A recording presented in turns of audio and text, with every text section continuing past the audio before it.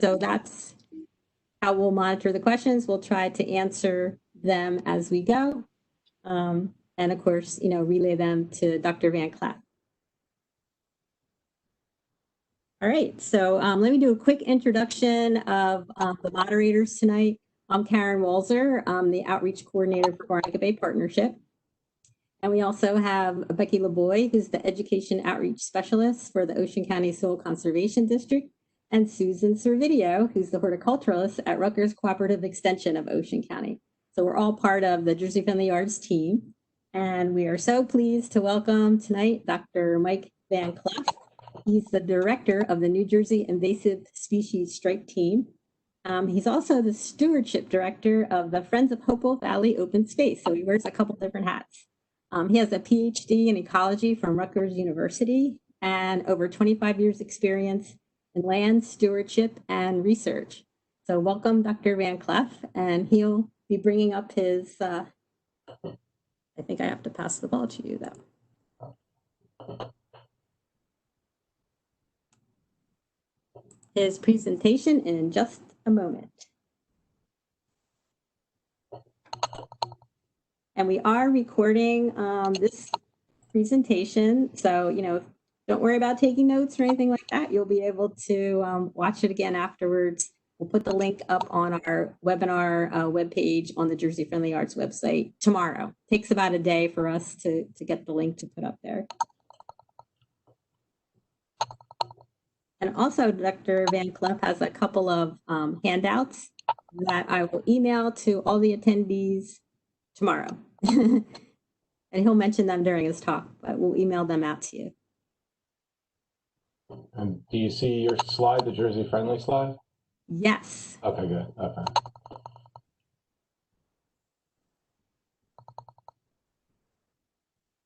Okay. So,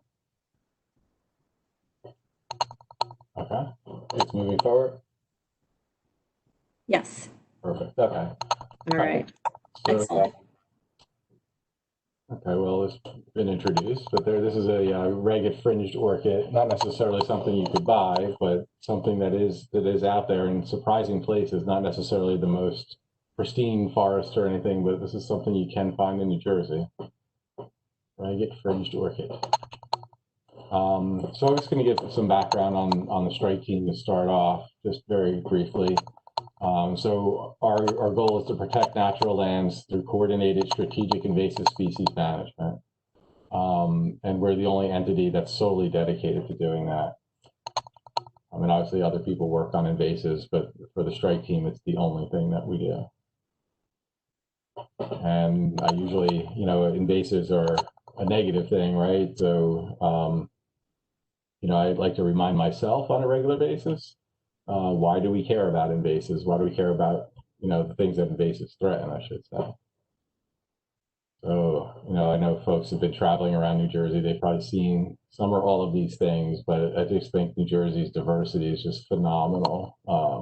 From pitcher plants in the Pine Barrens to an endemic yellow spring beauty up in Sussex County. And there's just incredible things out there to see. 2,000 native species, 1,000 non-native species. So it's that, I think most people have heard just that underlying geology that we have 5 different geologies in New Jersey. It does lead to a lot of different plant diversity. There's a lot out there. And, obviously going along with that, we have lots of different animals as well. Personally, some of the things that really interest me, like, I don't know if I could point or not on this.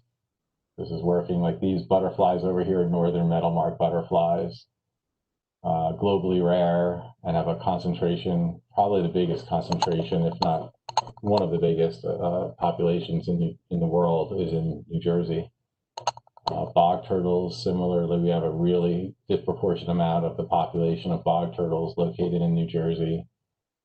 And we have also bears that are 500 pounds. We have timber rattlesnakes. So, there's a wildness to New Jersey that some ways probably we just don't deserve for all the things we've done to nature, but they're still hanging out. So our methods, basically we do mapping, data analysis, and reporting. We do outreach, training, and we search for and eradicate especially newly emerging invasive species. And this is the crew of us. So it is a lot of people with a lot of different kinds of expertise. We're all part-time. We're all basically, at the mercy of grants and contracts and things like that. But we do have a good crew of people that is part of the core strike team. And then we also have a steering committee. So all these folks, John and Emil and Carrie and Ken, they give us a good statewide perspective. And we also have a technical advisory committee. So when we have our list of species on our website, and it's butterflies and fish and plants and microbes and insects, don't assume that it's just the strike team staff that knows all of these diverse things. It's this group of experts that are our technical advisory committee that really help us figure things out there. And results, we've searched a lot. So New Jersey's 5 million acres through last year, our inception in 2008 and through last year, 775,000 acres of the 5 million in New Jersey have been searched by us and our partners. We have 17,000 populations in our database, and we've completed 3,000 eradications. So obviously, the detections will always outstrip our ability to eradicate. But we try to be very strategic in how we do our eradications. But we have gotten a lot done in the last 10 years or so, and we keep plugging along. Yeah, in 2019, we really did step up the outreach compared to years prior, the couple of years prior. So we do tabling events, which you can't do now. Training sessions, which you can do in a limited way sometimes, and presentations have gone obviously from in person to web based. Hey, Mike, I hate to interrupt you, but could we do an experiment and you just shut your video off by going down to the bottom of the screen and just clicking on the little video camera? And we're going to see if that helps with the clicking sound if you do that. Which icon is that? It's the second one from the left. It looks like a little camera.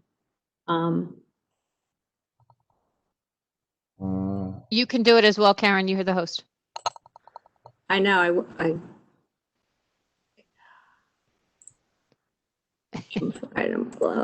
don't. I see. I can mute him, but I don't see how I can turn off his video. That's all right. We won't worry about it. It was just a thought. Okay, yeah, I'm not sure I see how to do it on my end either.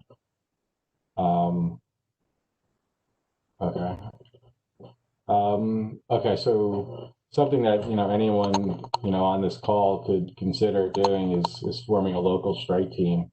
And there's groups of volunteers that have a place that they love, and oftentimes it's one or two people sort of form the nucleus of groups that will, do good stewardship on individual pieces of land. Sometimes we help out just, an email or a phone call from time to time. Sometimes we'll go and we'll do an initial assessment and find what we think are the priorities of action, or sort of a 10-year plan kind of thing. A very rapid kind of thing.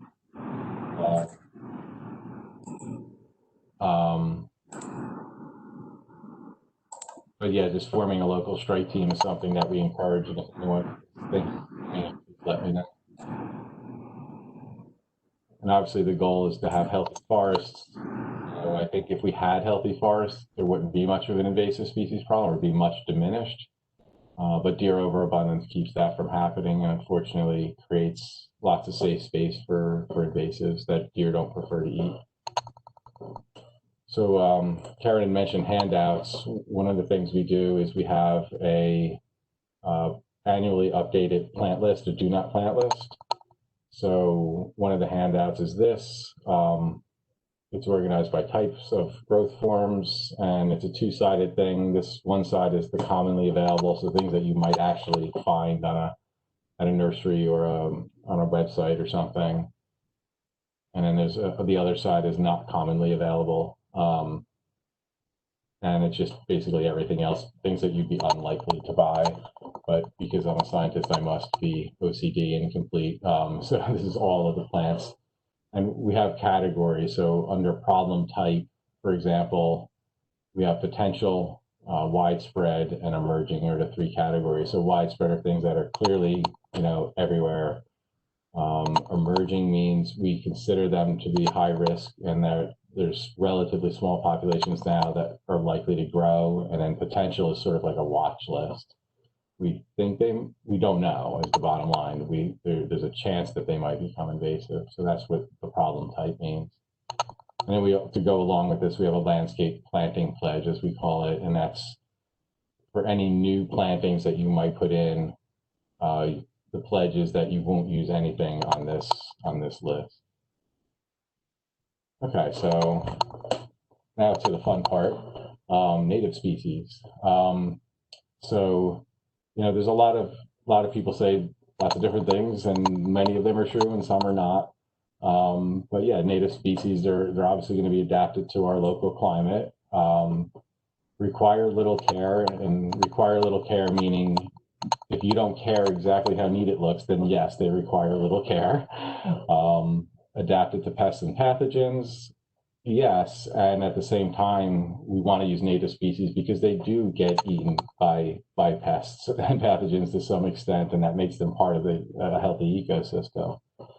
Unaltered from their natural forms. I mean, I think we all know that sometimes the answer is yes to that, and sometimes the answer is no.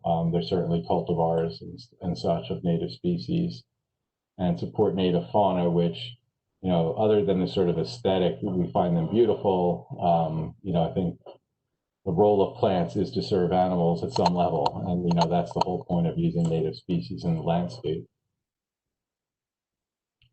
And I think there's basic ways that we can use native plants, from,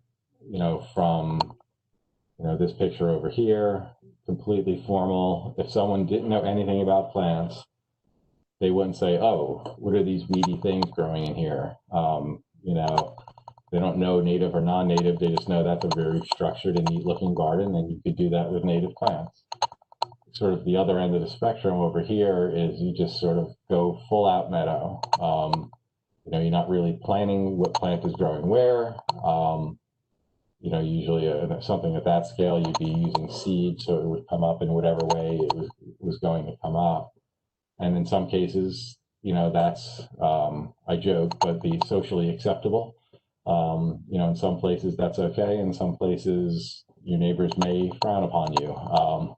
But, it's sort of the two ends of the spectrum, the sort of the least kept looking, so to speak, and the most kept, but all could be all native plants. And what I've tried to do is, this was one configuration in my backyard at one point, is make a meadow that's in a shape. And when you make a meadow in a shape, people will understand that a human is controlling this. It isn't just all gone wild. So it, it has the same exact ecological function, but because it has a shape that people recognize as something a human is doing, it's not just being let go. That certainly helps quite a bit. And the problem with natives is the reason why we have issues with deer and invasive species is because many of our native species, the majority of them, get eaten by deer. So when you say, use native plants, and the first question is, will the deer eat them? And the answer is, in a lot of cases, yes, they will eat them. So I think it's really important that, there's obviously plenty of native plants that don't get eaten, and we'll go through plants shortly. But a lot of them do. And, maybe this sort of dog run looking approach isn't exactly what you want to grow your native plants in. But obviously it would be very effective. So I think I would strongly, encourage people to think really outside the box, I mean, or in the box, but different types of boxes. There's so many potential options for excluding deer that don't have to look like this slide. They could be different things. So the one on the right is definitely someone who's very structured and organized, and it's very neat and its functions. And the one on the left has a little bit more of an artistic flair with sticks they picked up in the woods and put together, and the deer aren't going to jump through that. So you could do anything you'd like and grow. Once you have it up, then you can grow any native plant that's available to purchase. Your house as part of the fence is another big part of the secret in my mind. You could have, and again, the types of fences you could use could vary quite a bit. The one in the upper left is, the total whimsy kind of fence. So one of the key things about deer is they do not want to jump into small spaces. So you have your house is one side of your fence, so to speak. And even though the fence is only 4 foot tall or something, that's definitely going to work in a space that's only about 6 foot away from the house. So you've created a small but useful place to put any native plant you want inside of it. This is very structured over here. This one's probably a little bit too low for the area inside. So deer might feel like they could jump in and easily jump back out again. So you might, extend this with a pole and a wire to make it another foot taller all the way around. But you could, or just design it initially to be a little bit taller with the materials that are chosen. But it absolutely does work. And this is definitely my favorite one in the middle. This is the redneck fencing option. So this person has pallets on their sides and then a string across the top. This is another option, and it totally works. Again, the house is here. That's one side of the fence. Their neighbors who don't want to see their rednecks pallet fence is very tall, strangely enough. And then they have their fence here, but that is absolutely plenty to keep the deer from jumping into an area that small. So, lots of things could work, and I definitely encourage people to be creative about fencing materials. Another strategy is the double fence. So you could have a chain link fence or whatever is existing, and then you put up something like this in front of it, and you could have a 5 or 6 foot wide area. There's no way deer are going to jump over the height of these and jump into a small area because they won't feel comfortable about jumping back out at any time they'd like. So a double fence is also an interesting strategy. And this is my personal favorite as far as repellents go. And not doing any product endorsements or anything, but I like this one in particular because many others smell horrendously of rotten eggs and things like that. This one has cloves and cinnamon, and it also has the rotten egg kind of stuff in it, but personally my nose can only pick up the smell of cloves. Now I know some people hate the smell of cloves, so you choose your own weapon, so to speak, but I've been using this on, I have 2.2 acre property in Warren County. And this year I've gone hog wild with the deer spraying on the entire property. And every 3 weeks you put it down, and you could largely avoid, like virtually avoid any deer browsing. If I did it every 2.5 weeks, I probably would have no browsing. But it does last quite a while. And the way I've tried to be economical about it, this container that I'm showing that comes with its own sprayer is absolutely horrible. If you're doing a little bit of area, that's fine. But what I decided to do is buy this product as a concentrate and buy my own a backpack sprayer. And I put 1 quart of 1 quart of the concentrate with 3 gallons of water, and I go around my entire property and spray absolutely everything, every little tree seedling that I want to grow, and it absolutely does work, but it does require a lot of effort to repeatedly spray things, and you have to make sure it's like on your calendar, because if you go a few days or a week too long, they will tell you that the protection wore off. It needs to just, I think we're all in this for the same reason. Like this is the fauna fun part of it, that you grow. I have tons of native plants all over and sort of loose garden beds / meadows and stuff. But this was like over a 1 week period. I took all these pictures around my yard, and it's such a cliche and so true. You build it and they will come. You just get all kinds of crazy, interesting things when you have an ecosystem, or a facsimile of an ecosystem on your own property. Things show up.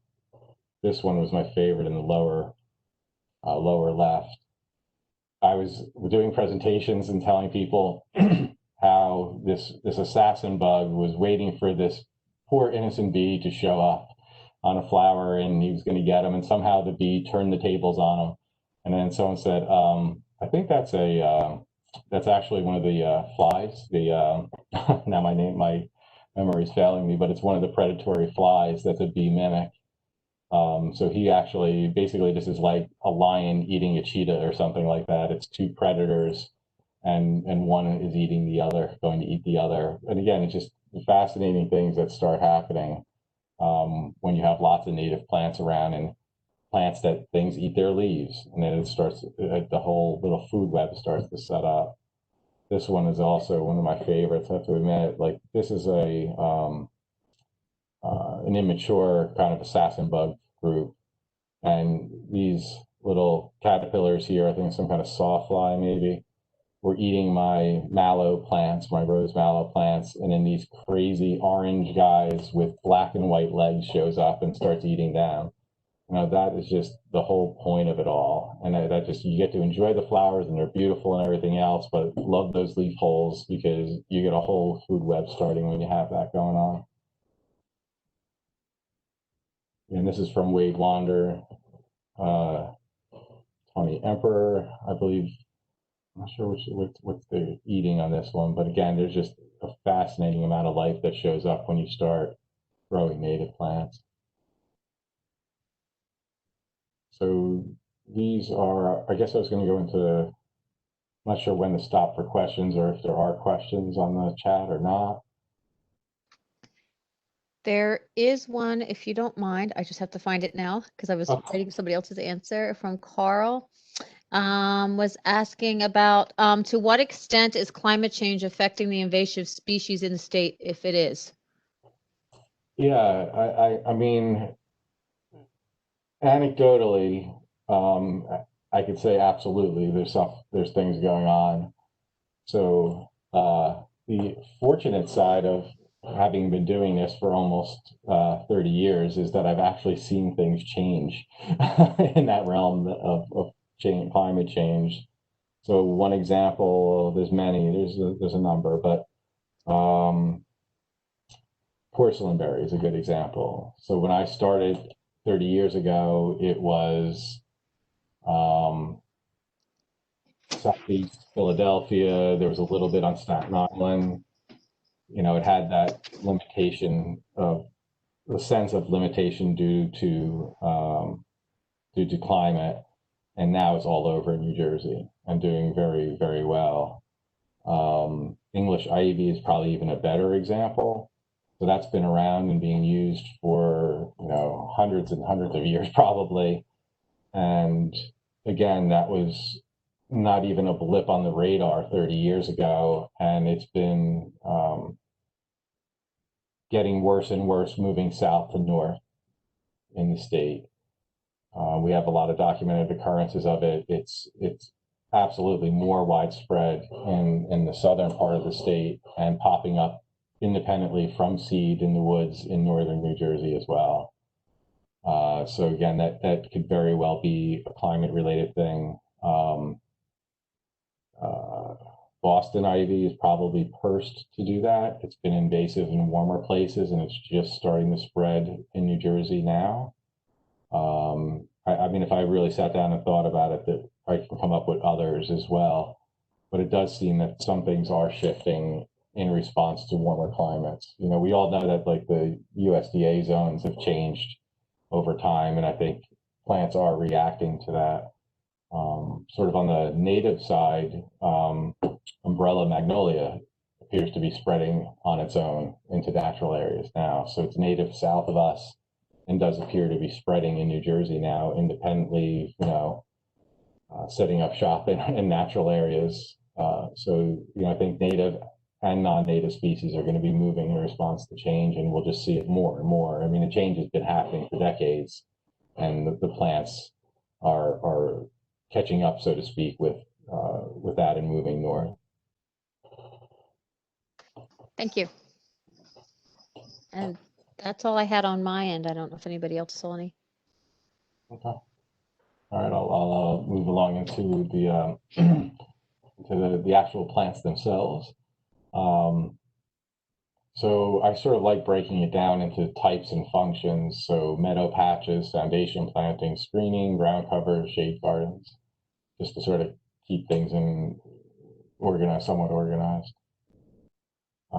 So some of the great plants for meadows, milkweed, beard tongues, native grasses, horsemint, wild bergamot. You know, so this is just a small sampling. Obviously, there's many, many species that do well in meadows. But all the milkweeds are all deer resistant. So, you know, you're not going to have much of an issue with deer if you're growing milkweeds.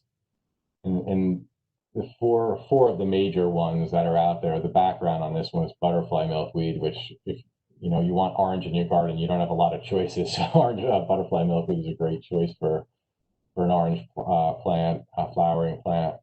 And they're very compact and unique. I mean, I think many people have used them at this point, but you know, they have nice dark green leaves. They don't, you know, spread by runners and things like that. And they're certainly a good pollinator attractant. I would have to say that the best pollinator attractant is still the common milkweed in the lower right corner. It has a beautiful perfume smell to it. It is rambunctious though. So don't have a formal, neat garden and put milkweed in and expect it to stay formal and neat. It'll run away 10, 12 feet. It'll send shoots up all over the place, which if you're in a meadow, that's exactly what you want. But if it's a neat garden bed, that's exactly not what you want. Purple milkweed, which is, you know, just right around this one right here, is similar looking to common milkweed, but maybe like 1/3 scale or 1/4 scale. It runs a tiny bit, but not a lot. I guess it depends on where you plant it. I guess if you were really happy in your particular setting, it might run a little more. But it's an excellent pollinator attractant. And then swamp milkweed, sort of in the same class as almost the butterfly milkweed, and being relatively compact, relatively low spreading by runners. But they're all phenomenal. I think that's, yeah, I mean, just look at these pollinators, you know. So this is fritillary, and this is a small patch of butterfly milkweed in a meadow at my house, and it had at least a dozen fritillaries on it. The one year that there's a ton of them several years ago, but clearly they work.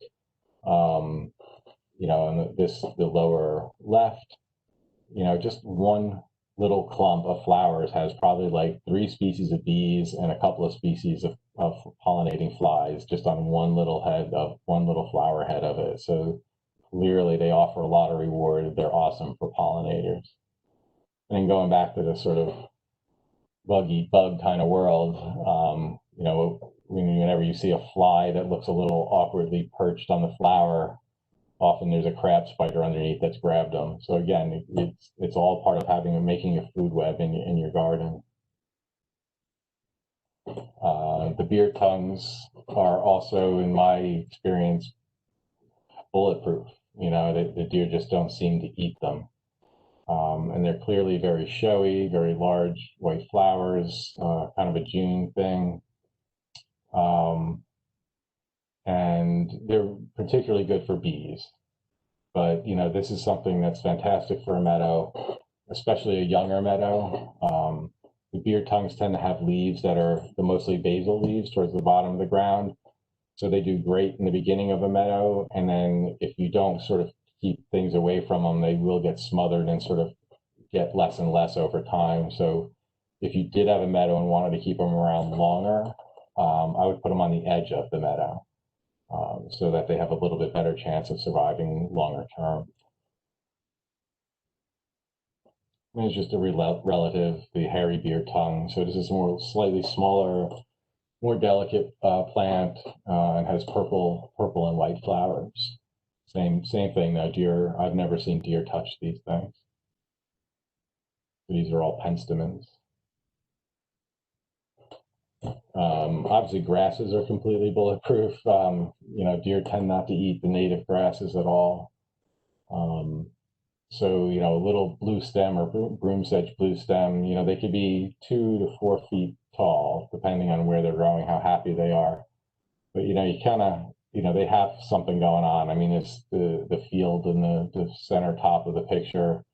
You get that beautiful fall color, the seeds flying off, kind of, dandelion-like kind of things blowing in the wind. So, the grasses can have a place certainly in a meadow, and also things like broom sedge blue stem and little blue stem could also be used in formal gardening situations as well. Indian grass, I absolutely love it. It has these beautiful yellow flowers on it, flower parts. And it can be good for a meadow, but it will probably start to want to take over. And in a garden area, it's great for the first couple of years until it reaches its full size and gets to be 7 foot tall. And every time it rains, it flops over onto your sidewalk. So it has some limitations there. One that I don't have on this list is probably the neatest, lowest growing native grass is purple love grass. It's Eragrostis. That one stays very neat, very compact. It's completely drought tolerant. And makes a nice garden border kind of plant. But yeah, there's always many different choices out there. Horse mint is one that grows in the pine barrens or edges of pine barrens, I guess. Not really a core pine barrens, but it's around in the pines. And this is a monarda, so like bee balm and wild bergamot in the same group. So it's in the mint group. Deer don't eat it. It's a riot of activity on these when they are open. It isn't just, a butterfly here or there. It's a riot of activity. So they must be giving tons of nectar out. It's a cloud of pollinators over these guys. And then its other taller relative. So the horse mint is, a couple feet tall tops.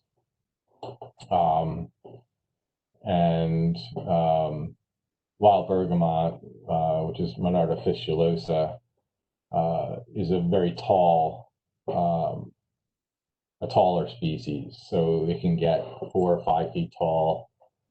So, and the choice is yours as far as would you put it in a formal garden bed or would you put it in a meadow? I lean towards meadow, but even my quote unquote formal garden beds become meadow. So maybe I'm not the person to ask. But they tend to sort of fade after they flower and everything, and they're not as attractive. They can get the powdery mildew sometimes.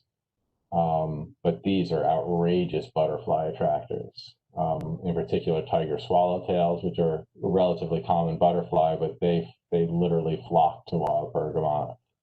So you get a little bit more of the bee and even some wasp species on the horse mint, and its relative wild bergamot is much bigger on butterflies. And that's obviously has to do with the shape of the flowers and things like that, but both totally bulletproof as far as deer go. Okay, so the next category is foundation plantings. So yeah, I think low bush blueberry is an incredible choice for a foundation planting. Now this is something, it depends on where exactly you live. All right, so you get the flowers, the fruit, the fall color, the red. They will get eaten by deer if you're in a high deer area, especially. They tend not to eat them to death, but probably enough to discourage you from wanting to plant them. So this is one where, you know, you could put them, if it's a foundation planting, it's the perfect opportunity to do the low fence routine in an area that's relatively small that deer won't jump into, and have it be decorative or creative or however you want it to be. But you can grow low bush blueberry, but you might want to have it in a more protected area. And obviously, I think you're not going to get the fall color and the amount of fruit production unless you give it a little bit more light, but it could certainly handle partial shade.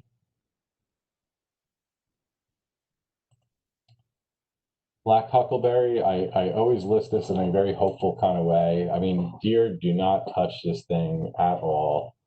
I think in my 30 years, I've seen maybe one chomp mark on a black huckleberry in my entire life, career. They're really hard to find now, and that's the downside. It's really hard to purchase these. I wish they were easier to propagate. I know some nurseries have tried them in the past and have had limited availability, but I think it must be a bear to grow. So I don't really see it for sale anymore, and I wish it was, because it has a lot of potential in the landscape just because it's so bulletproof.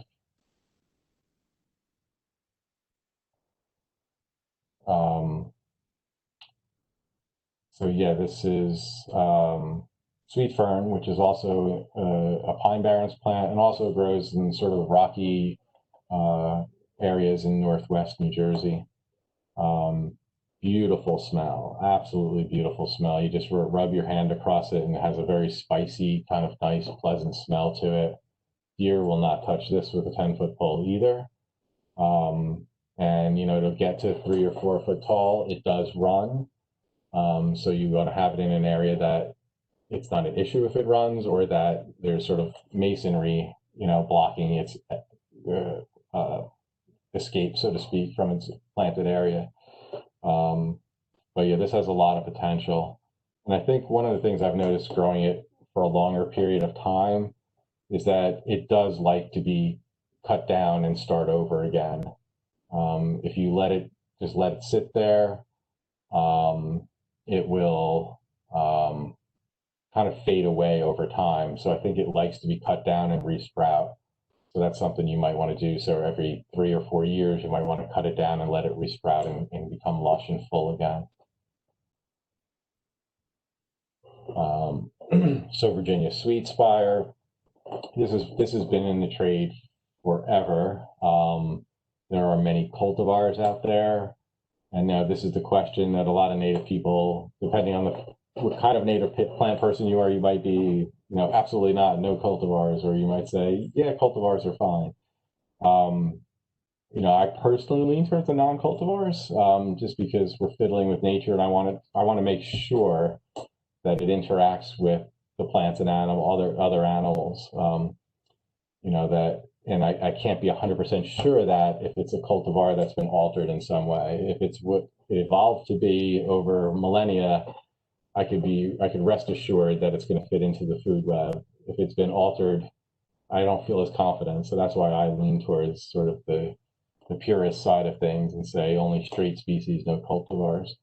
But Virginia sweet spire is, by all accounts, in my observations anyway, bulletproof from deer. It makes beautiful smelling flowers earlier in the year, and it has that kind of informal, kind of loose, but not too loose kind of feeling about it when it's growing. I'm pretty sure you could shape it up and be more hedge-like. I'm just not 100% sure. I've never done it, but maybe someone else knows. But it's a good, solid, you know, medium-sized native shrub. New Jersey tea, that's not preferred by deer at all either. I don't know if they eat it from time to time or not. It has that sort of hydrangea feel to it, in that if you get a really cold winter, it might die to the ground. So it's sort of almost like a regular perennial in some ways, rather than a small shrub. And that could vary from year to year. So this past year, I believe, or was it last year, they died over winter, and then they just came up from the ground like nothing ever happened. So there's no big deal, but it's sort of a shrub that may die back to the ground. But you get the gist from the picture. Lots of beautiful white flowers. It's a good butterfly attractor. Okay. Plants for screening. So sometimes you just don't want to see your neighbor. And, you know, there's not a lot of evergreen natives to pick from, to be honest with you. Just in New Jersey, that's just not a thing. Our natural areas are, I think it's just the weather patterns and stuff don't amend themselves to having lots of evergreens. But we do have some. Eastern red cedar is one. These are male and female, so the females have the fruit. They can get very large, you know, so you have to have some room for that. But, you know, in a place where you might use an arborvitae, you could potentially use an eastern red cedar. And it definitely would prefer full sun. And they grow pretty fast, and they will give you that shading. Now the problem is it's a juniper, it's Juniperus virginiana, and deer don't want to eat them, but they are winter desperation food. So come March and April, before things have greened up and a lot of the deer's fat reserves are gone, they will eat the bottom 4 or 5 feet of it, and you'll get sort of what they call the lollipop effect. So if you can protect the bottom 4 or 5 feet for a few months, say February through April, you're likely that, you know, you could take that off later, you know, in the spring, and just have a brief time where you cover the bottom so deer don't clear out the bottom part of it. Hollies, it's a similar kind of story. Deer don't really want to eat hollies at all either, but they will when they're absolutely desperate, you know, and that usually in that April timeframe is when they're really likely to eat lots of different things. But, you know, I think, you know, hollies when I grew up, wasn't quite this big or impressive, but it had a very shaped holly. I didn't even realize what the heck it was. I mean, you could shape it into anything you want. It's very flexible, but this picture right here is its natural form. So it's, you know, a very, you know, a large, beautiful tree, but you can tame it and shape it into any shape you want. And these are also male and female. Bayberry is a nice one too. It's not evergreen. It does hold its leaves through usually November.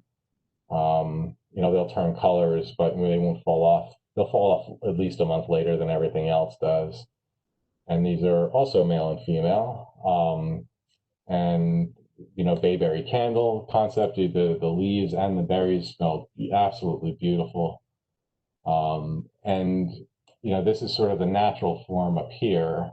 So again, it's sort of a larger than like Virginia sweet spire, but it has that same looseness to it. It's sort of structured and neat looking at the same time. It's sort of easygoing in that structure. And they do get quite large. They could be 10, 12 feet tall ultimately. And you could also trim it into like a privet would be trimmed. So again, this species is very, very flexible. It could be shaped up in whatever way you'd like to. And deer definitely do not touch this ever. And our native clematis is also a good choice. Definitely deer do not prefer to eat it. You got to watch a little bit. I think if you have it in a moister, sunnier spot, it could get a little rambunctious and then shoots out away from the area that you planted it in. So you kind of, if you're going to use this, I think I'd make sure you're okay with that concept that it might send shoots up in nearby locations. But it's absolutely gorgeous. The Dr. Seuss type, you know, seed heads, and you know, there's just a gorgeous, gorgeous seeds as well as the gorgeous flowers. And this one, there is the native, the non-native. So this is Clematis virginiana. There's a Clematis terniflora, which is popular, a landscape plant. The flower displays virtually identical, so it's a good alternative to that. The non-native clematis with the small white flowers. The ones with the purple flowers or bigger purple flowers, I don't believe that they're invasive at all. But the similar one to the native clematis is quite invasive.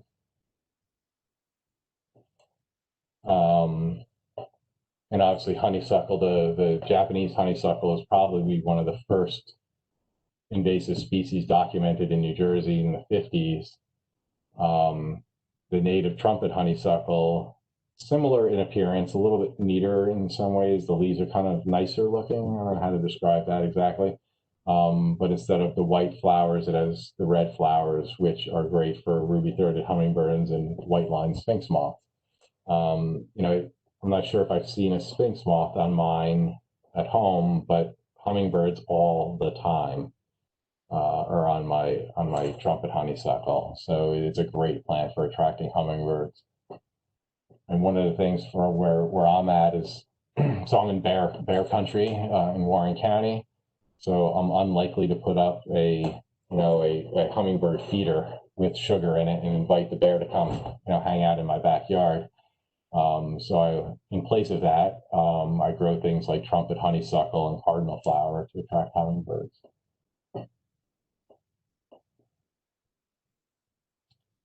Ground cover plants. Okay. Two very similar ones that are native are miterwort and foam flower. So these are guys you're going to have to protect from deer. So you got to find a safe place for these guys. So they're great in partial shade to shade. If you put them in partial shade, they're going to grow faster and more vigorous than full shade. Their flower displays are similar, but I would say foam flower is a little showier, and miterwort is just super cool. With those, each petal looks like a snowflake. I mean, that's sort of like trips my hippie, whoa kind of thing response. I love that part of spring where the miterworts come out and I crouch down on the ground and look at them. So they're a really cool plant. They do spread quite a bit slower than the foam flower though. So, that's something to consider is how much ground do you want to cover? And if you want to cover it faster, you have to buy a lot more miterworts than foam flowers to cover the same area in a reasonable amount of time.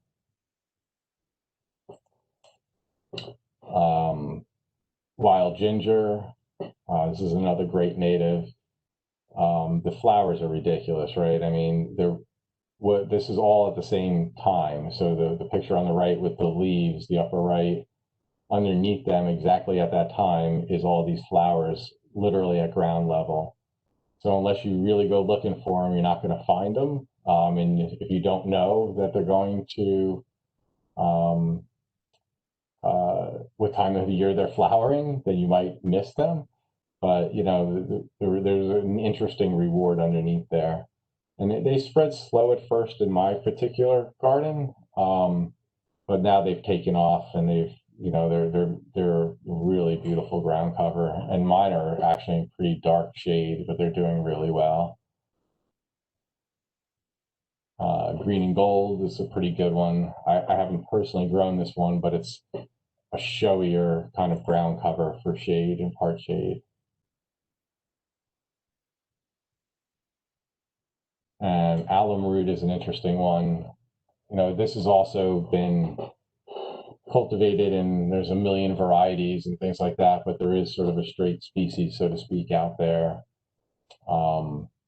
And it's good, a great plant for shade or partial shade. When I see it growing naturally in areas that haven't been planted in the woods somewhere, it tends to be in wetter areas. So I would think that it's not likely to do as well in a drier spot in the garden as opposed to a more moist spot. And so I'll wrap it up with some shade plants. And I've just been happy as a clam at my house the last week or so. My cardinal flowers are finally flowering. And actually there was a spice bush swallowtail on it just after dinner tonight. So yeah, these are just ridiculously red, ridiculously deer-proof. You can grow them, sort of picture on the left, there's an incredibly healthy stand of them. You do have to watch their longevity in the garden. They have winter basal leaves that if they get covered, the plant doesn't tend to live. So I think they're sort of short-lived and you have to keep them uncovered. But they do pop up around your garden at the same time for free. They make tiny little seeds. Naturally, they grow on the edges of wet areas that are partially to fully shaded. And I'm going to guess that these guys on the left are probably getting a lot more sun to be that big and vigorous, which, you know, if you have the sunny condition and maybe you need to give it a little more water, I don't know if it's in a sunny condition, but it's sort of a logical assumption. If someone else knows that, let us know. But they'll probably be bigger and more vigorous, like on the left, if they're a little bit sunnier, and if it's too dry, give them some extra water. Black cohosh. I love this plant. I've only seen it for sale from Wild Ridge plants, and often you have to back order. They're on back order, so you have to order them like, you know, a half a year or ahead of time at least. But these are a stunning deer-resistant native plant for partial shade, especially. But they can lean into full sun a little bit and lean into full shade, but somewhere right in the middle is their sweet spot. Incredible display of flowers on a stalk that could be 6 foot tall. And you can see the bottom sort of foliage on the right, sort of fern-like. They would pair very well with certain ferns. But yeah, an absolutely stunning display of flowers, tall spikes. And like I said, deer tend not to ever eat black cohosh. The biggest challenge is finding it for sale. Wild bleeding hearts, another one that's been used in cultivation, tons. But there is sort of the straight species, which is much more delicate, smaller flower. You know, and it's also a little bit transient in your shade garden as well. You know, it doesn't, I'm not sure each plant lives very long, but if you let it spread by seed, it'll keep popping up in slightly different places. But this is also very, very deer resistant. And then white wood aster. So this one is extremely not deer resistant. So this absolutely has to be completely protected from deer. And the flower, I mean, it's a great farewell to the growing season, you know, in September. You get these incredible clouds of white flowers. And one of the most interesting things that I have been taught about these guys is if you look closely, you see some of them have yellow in the center and some of them have red. And basically,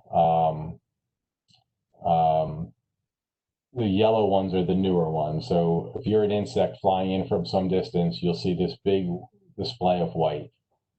Once you get in close, you see that some of the flowers have yellow centers and some have red. And the insects know that the red are the ones that are spent flowers, that they're not going to get any pollen or nectar from them. So they get guided to the yellow ones to make the insects more life easier and more efficient, and makes them want to visit more asters and spread their pollen around. So it's just one of these really interesting natural history things that you know, that just makes it even more fun to have it in your garden when you see those two types and you think about how these insects co-evolved with this aster. So these things, you could find them in natural areas even when there's a fair amount of deer, but they tend to be like inches tall and browsed and have a couple of flowers. You put them in a safe spot with a no deer, and then all of a sudden they're, you know, 2 feet tall and have hundreds and hundreds of flowers per plant. So it's definitely something that's striking in the garden, but must be protected from deer. And columbine is a very common wildflower in northern New Jersey in the limestone areas. They grow on rock outcrops, so you know that they're going to be pretty drought tolerant. And this is a April, hello to this growing season, April flower. And same thing, this is pretty darn bulletproof. Lots of cultivars, lots of varieties. There's a European species that has its own set of varieties. But this is Aquilegia canadensis, and this is our native wild columbine. And the ferns are also, you know, as a general rule, bulletproof. Sometimes deer will eat fiddleheads, the early stages of it in spring, but once that passes, they tend not to eat ferns. And And then just sort of to give you, I know there's a lot of personal experiences that contradict what lists are of things that deer definitely don't eat, and people say, oh, but they ate that anyway. My story of this, and I think I kind of at least have a handle on what might be happening on these contradictory things, is every deer herd is local. So you have a matriarchal herd that has a 1 square mile approximately home range.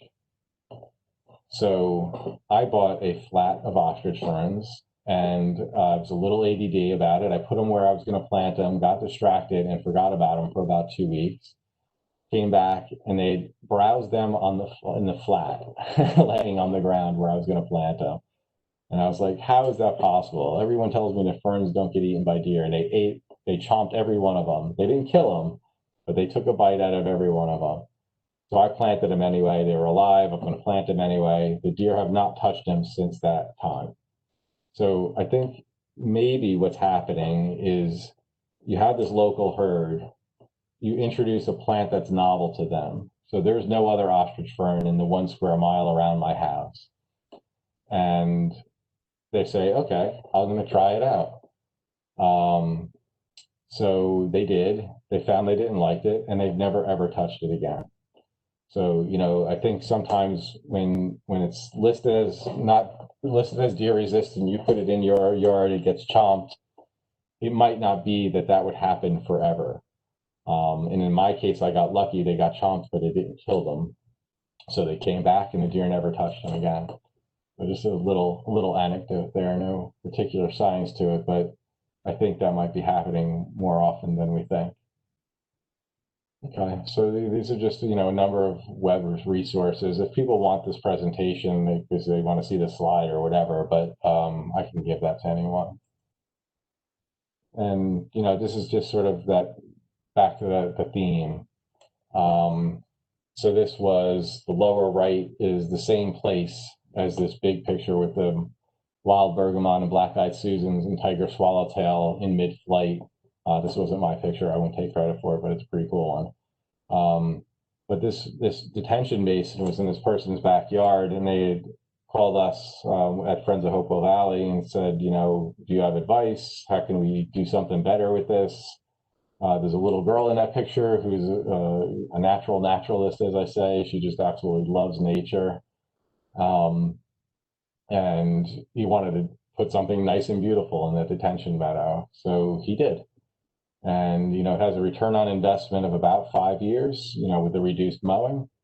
And in the meantime, you get to, enjoy an incredible meadow. And I think, not everyone has an area that big in their yard that they can convert to wildflowers, native wildflowers, but most people with even a postage stamp lot has a 10 by 10 area that you can make, into a mini meadow. And it really doesn't take much to attract lots of cool things. So leaving you with this one last inspirational photo. And if there's questions and such, I'd be happy to try to answer them.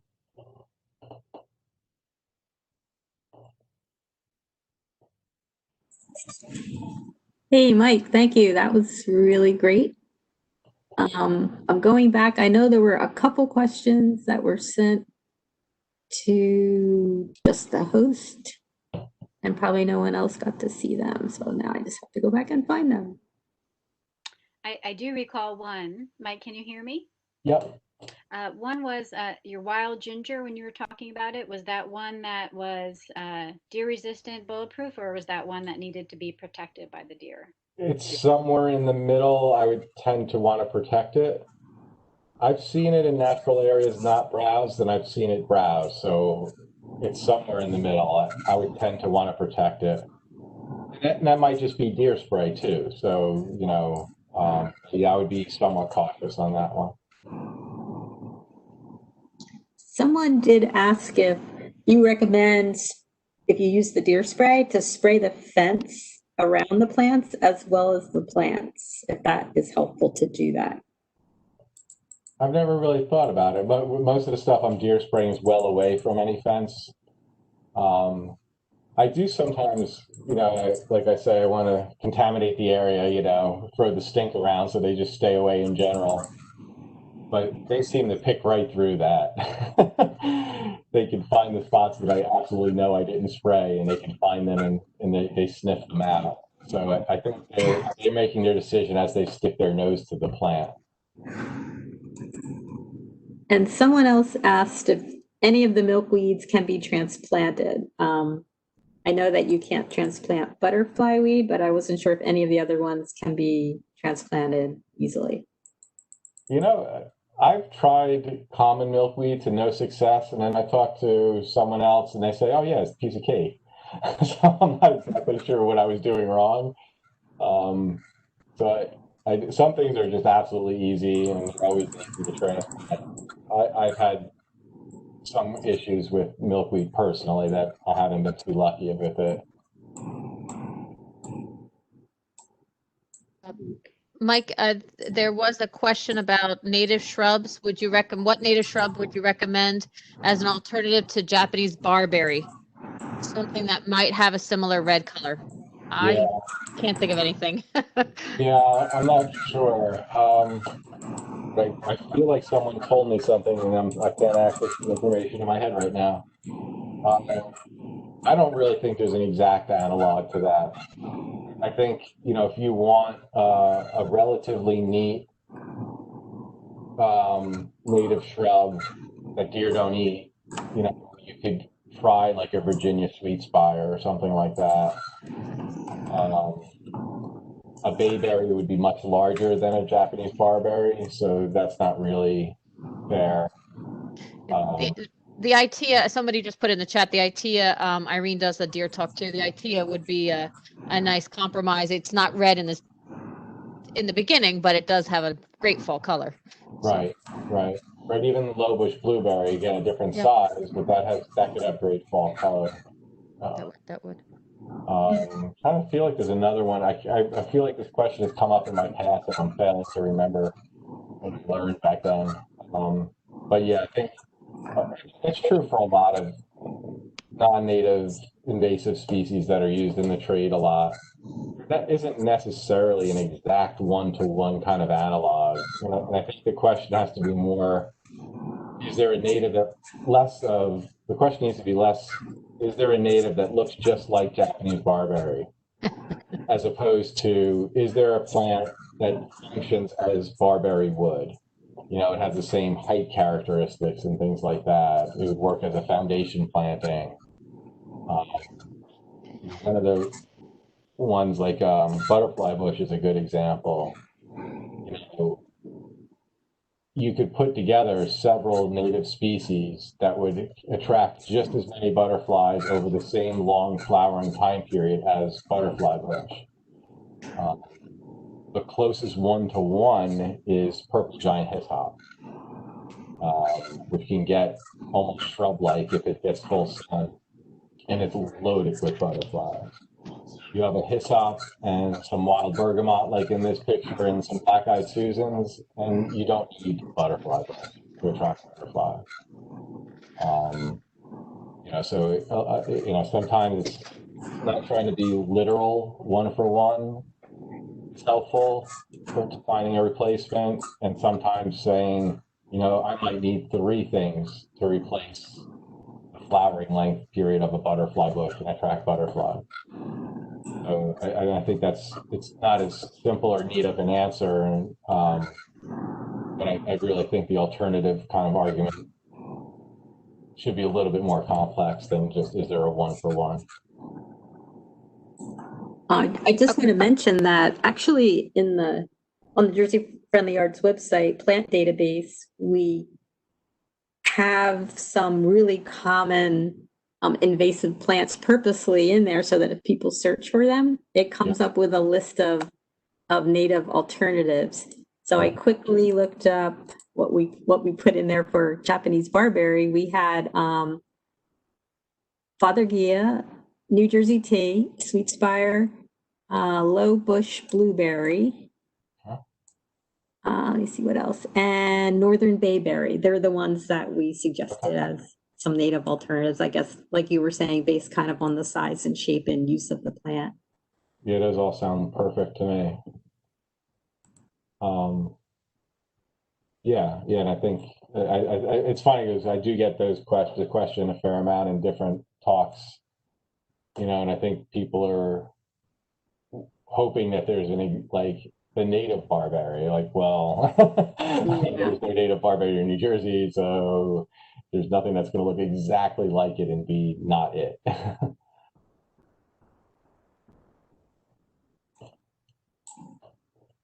There was a question about Japanese knotweed. Suggestions on how to eradicate it when it's growing next to a river, and is there a native plant that would compete with it?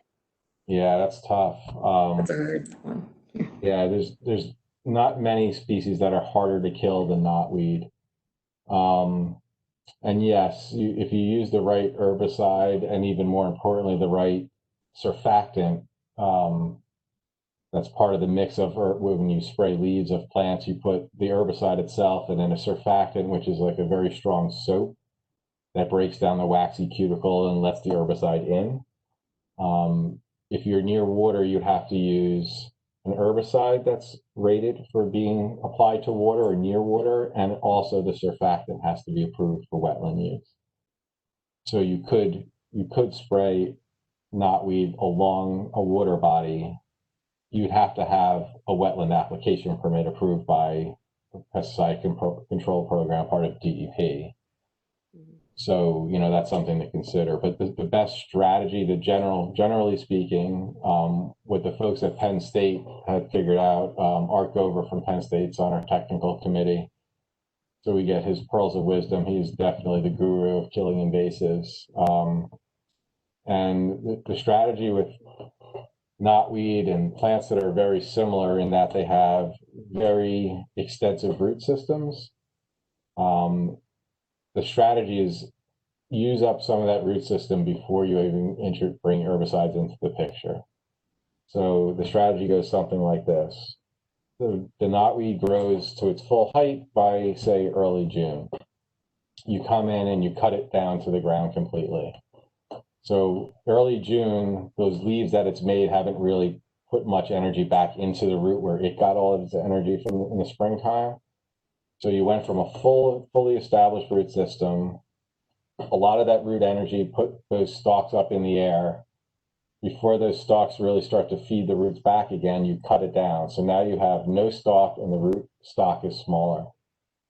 Now it says, okay, I'm smaller in the roots, but I could still send up new shoots. It does. And say by the end of August, you're 2 or 3 feet tall, then you spray them. So you're spraying the leaves of a plant that has a smaller root system than if you tried to do that in June before you started to tap the root system. And you'll get like a 90% kill rate that way, but the next year you have to go back and be persistent and do the same kind of trick again the following year. So, it's a long slog. If you note where knotweed is along roadsides, and then wait for the road crews to spray. They don't cut it first. They spray it every single year, and it grows back just as strong every single year. So, I'm resigned to the use of herbicides as a necessary tool to combat invasives, which would do more harm if we just left them alone. But at the same time, I'm not in favor of misusing herbicides or using them ineffectually. So if you're going to go after a knotweed, really make sure that you're in it for the long haul, a few years, and that you're very strategic about how you spray, trying to exhaust the roots first before you even put a drop of herbicide out there. Good answer. I like that one. Mike, I did there was a couple of people, 2 questions on your spray. Somebody wanted to know the deer spray that I know that you weren't saying that, you're endorsing it, but the deer spray that you liked, but also is there a natural alternative versus trying to use the the deer spray, like a home recipe, which I know as Rutgers Cooperative Extension, I can't give out a home recipe, but there was somebody that asked that. People have told me they've tried various things with hot peppers and things like that. Probably things that have a minty smell. I don't really know personally if they work, so I really can't say. I mean, I think I think they can work. I'm going to just totally guessing. I think part of the formulations of the ones you buy, it has a way of sticking to the plant better and holding up through rain. You know, when I say I get 3 weeks out of them, it doesn't matter how many times it rains. You know, it goes away after 3 weeks, and it doesn't seem to matter how much it rains. And I think when you buy something that some chemist designed to do exactly that thing, it might be better, or better might be the wrong word. It might need to be applied less often.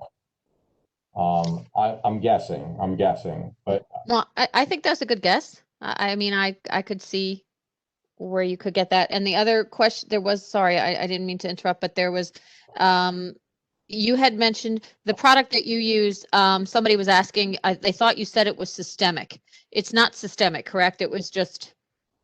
yeah, I think it somehow attaches to the leaf surface. Right. I Okay. think there's part of it that there must be some reason why it could last through multiple rainstorms.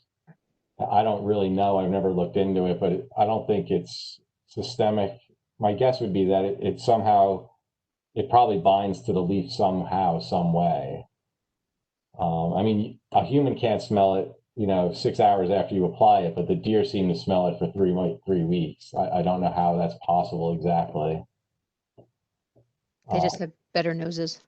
Probably, yeah, probably better noses. And many people have told me of home brews that they've used that they're totally happy with. If you have a home brew that works, it works. I'm just going with something that it works for me. It comes in a concentrate bottle. It just works for me. I don't have to spend time making it, so to speak. It's made for me.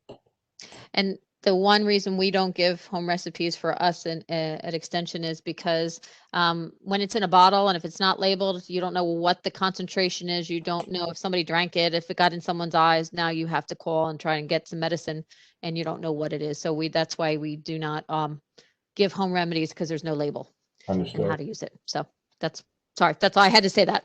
Yeah, no, that's fair enough. And you can't be too. Some of the home remedies you got to watch out. I mean, if you had a concentrated, hot pepper related thing and you got it in your eye, it would hurt no matter how organic it is. Same with, using, very concentrated vinegar to kill weeds. That has a caution that has to be used that's no less than using a brand name herbicide. You can hurt you definitely, you breathe in strong vinegar, you will remember it. Yes. You will remember too if it gets in your eyes. So Oh, I have to go, guys. So I'm gonna jet out. Karen, I'll let you go from there. All right. Thank you, Mike. Great presentation. So we did get one more question about Japanese barberry.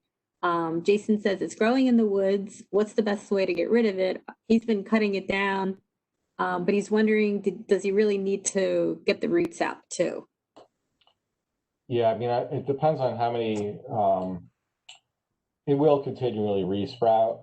I mean, you'll weaken it by cutting it repeatedly for sure. Yeah, I tend not to suggest pulling things out of the ground because it just fosters, things like stiltgrass from coming up out of the soil once you disturb it.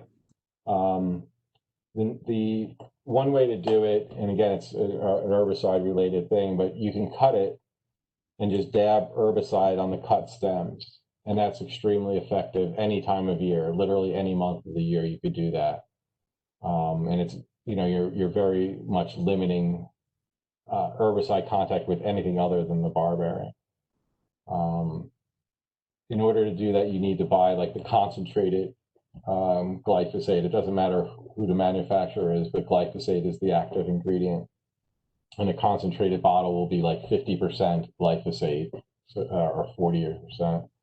You take that concentrate bottle and dilute it 50-50 with water, and that's what you dab on the cut stems.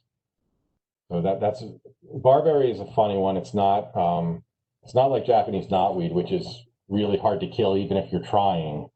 If you try to kill barberry, you're likely to be successful. It's just hard to, when you have a million of them, it's hard to get to every one of them. That's sort of how it's difficult to control. There's just many of them. But any individual plant's sort of a pushover as far as that goes.